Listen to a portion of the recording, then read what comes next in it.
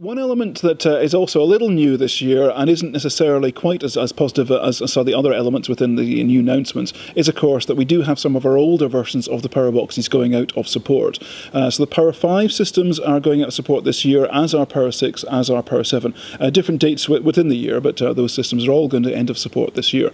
To give you some idea of the sort of age range of what these systems actually are, Power 5 came out at the same time as, around about the same time as Facebook was actually launched in the very first university out in America.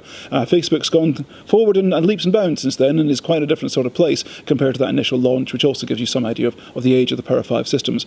Power 6 wise, we had the original iPhone was launched at the same sort of timescale era as a Power 6 system. Again, we now are moving into the iPhone 10s and other brand new worlds. It's changed an awful lot there, and of course Power systems have also evolved an awfully long way since the Power 6 or 5 boxes as well.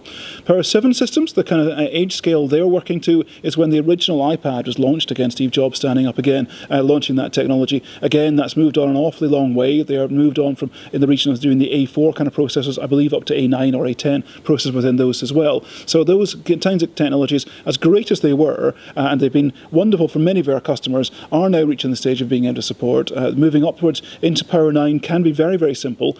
Things you can do, for example, is you can enable live partition mobility on some of those older boxes for a sort of 60-day trial kind of world, to be able to slide your instances across, potentially without even any outage at all, moving across the systems into a new Power 9 kind of world.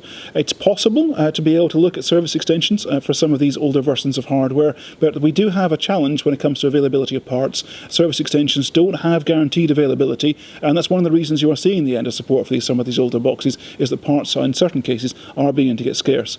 Therefore, if you are working with some of these older technology, you bought into it for fine reasons, for tremendous performance, tremendous availability, and all of that has been enhanced and built upon, and those strong reasons you bought into it in the first place are still absolutely right and current and have been evolved further with the new current Power 9 systems. So now is the time to be able to look at moving upwards into this new world.